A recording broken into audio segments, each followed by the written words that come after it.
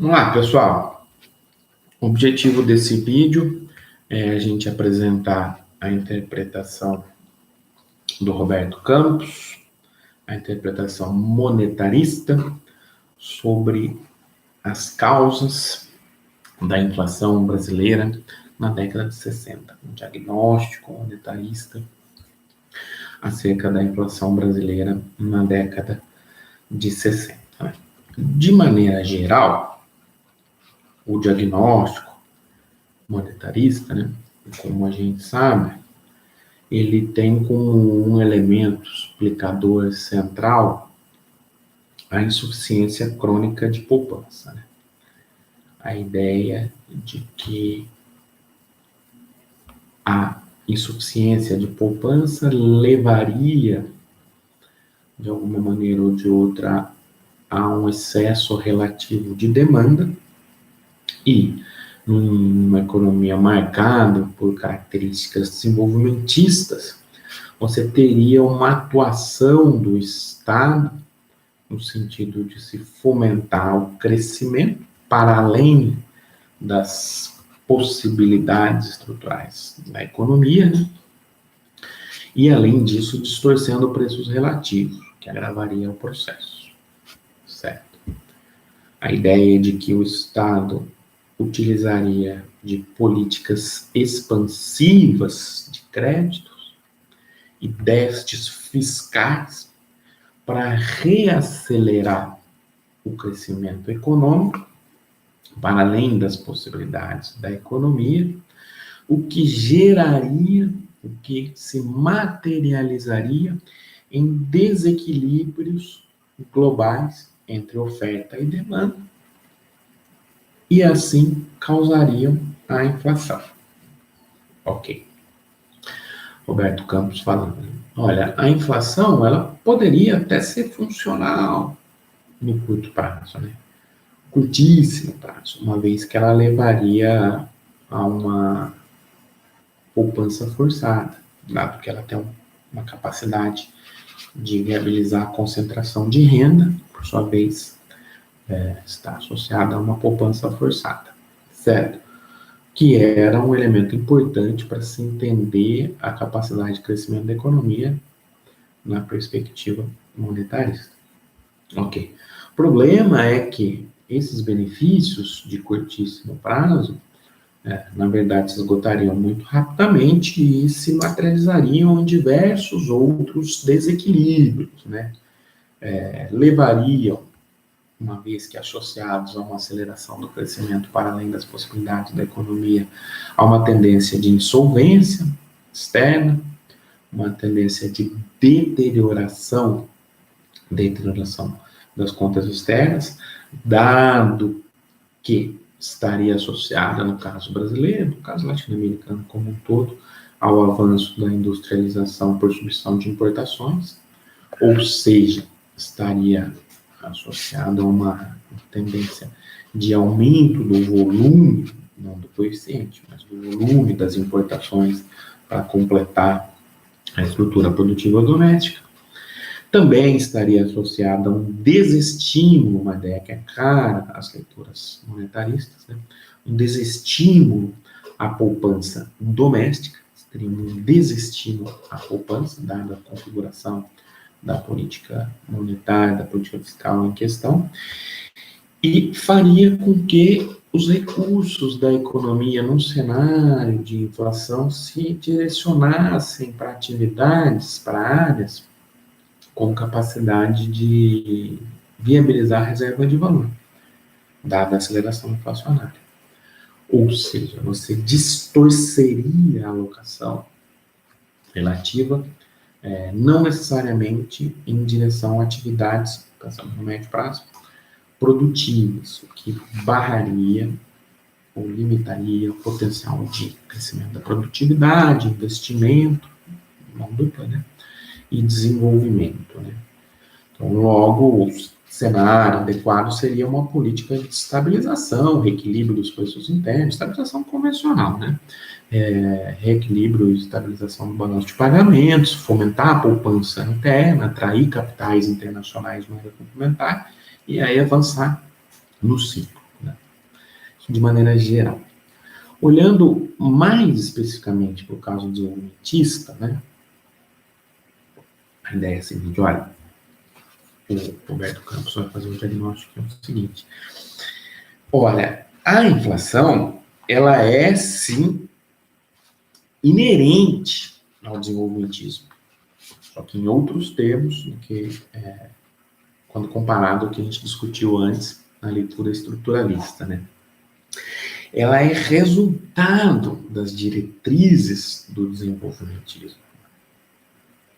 Logo, para combatê-la, seria necessário, nessa interpretação, não superar os limites recolocados permanentemente pela estratégia desenvolvimentista, mas superar o desenvolvimentismo, reorganizar o modelo de desenvolvimento. Roberto Campos falou, olha, a inflação é inerente ao desenvolvimentismo, né? E ela não é resultado, atenção, ela não é resultado das limitações estruturais de oferta, tal qual a leitura estruturalista coloca. Ela é inerente ao desenvolvimentismo e ela não é, depois a gente vai ver por que ela é inerente, e ela não é resultado das limitações estruturais de oferta. Ao contrário, a inflação está na causa de tais restrições, de tais limitações estruturais de oferta. Ou seja, ela é uma inflação de demanda. Ela é uma inflação de demanda, dada a configuração do desenvolvimentismo, dada a desfuncionalidade da inflação, ela vai criar, ela vai estar associada a limitações estruturais de oferta. Como? Inerente ao desenvolvimentismo. Como? Vamos ver. O que o Roberto Campos está falando? Olha, o desenvolvimentismo, fundamentalmente, é caracterizado por um déficit público sistemático. Isso é inerente ao modelo desenvolvimentismo. Porque eu tenho também, no bojo desse modelo, lembrar que o Roberto Campos ali vai ser o artífice do PAEG, logo depois do golpe civil-militar. Ele vai falar o seguinte, olha, o desenvolvimentismo tem na sua base esse trabalhismo, ele tem na sua base a busca por elevados gastos sociais, falando isso nos anos 60, na economia brasileira, que são incompatíveis com a arrecadação do Estado. Então, eu tenho uma tendência de déficit público sistemático. Eu não tenho um comprometimento com o que seria adequado em termos de política fiscal e também em termos de política monetária. Além da atuação direta do Estado na economia. O Estado gasta muito porque tem elevados gastos sociais. O Estado gasta muito porque ele tem uma atuação direta na economia, via empresas estatais, que é um elemento de pressão fiscal permanente. Por quê? Porque essas empresas exigem elevados volumes de investimento, atuando em setores transversais, pervasivos, insumos básicos, industrialização pesada. Essas empresas, além disso, elas são quase que no nascedouro ineficientes. Ineficientes devido à própria gestão do Estado e ineficientes também porque elas atuam em áreas que vão contra a sinalização de mercado ou contra os preços relativos determinados pelas vantagens comparativas do país. Na verdade, elas atuam buscando distorcer esses preços relativos e fomentar uma industrialização, que até certo ponto vai ser artificial. Então, na essência, elas são ineficientes. Além disso, Roberto Campos fala, essas empresas, elas atuam na base da estrutura produtiva, oferecendo maiores potencialidades de acumulação para o restante da economia. Como? Ofertando insumos básicos transversais para outros setores, como petróleo, gás, minérios, siderurgia, eletricidade, transporte, comunicação, por aí vai.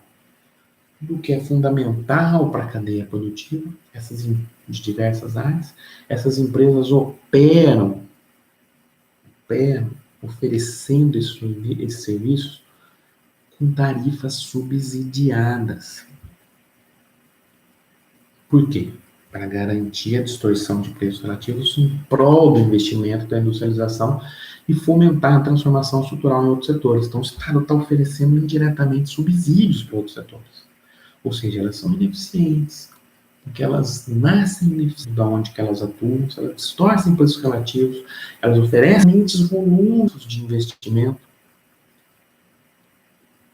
porque elas atuam em áreas com alta intenção permanente para gasto do Estado. Vocês já vão entender qual vai ser a derivação de política para contornar a inflação. Né?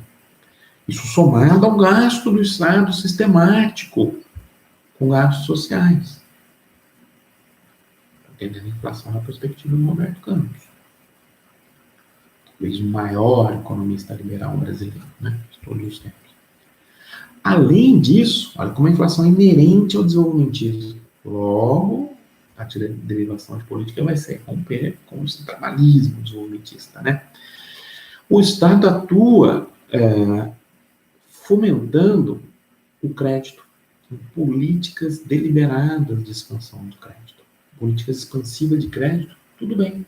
Só que, para além das capacidades domésticas, para além do volume de poupança, a lógica entre poupança e investimento tradicional, na perspectiva monetarista, ele oferta crédito para além da poupança disponível, por volume de poupança disponível. Aí, isso obviamente vai gerar inflação.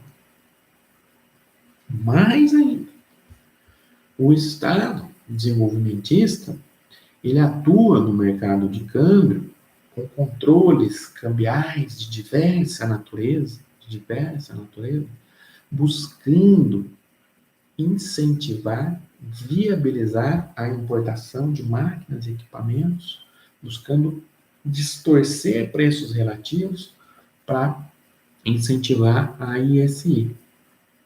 Ou seja, ele usa uma taxa de câmbio artificialmente valorizada em prol da importação de bens industriais, para fomentar a industrialização. Isso vai distorcer preços relativos, vai gerar ineficiência, isso vai aumentar a importação, que depois vai bater no estrangulamento externo, que vai bater na inflação. Olha como é tudo inerente ao desenvolvimentismo. Isso vai dificultar, inclusive, o aumento das exportações, que seria fundamental para contornar essa restrição e para potencializar o crescimento. Então, essas são algumas características inerentes ao desenvolvimentismo que levam à inflação, na interpretação do Roberto Campos. Como contornar essas limitações? Ele vai ainda avançar um pouco nessa direção, a gente vai discutir no próximo vídeo.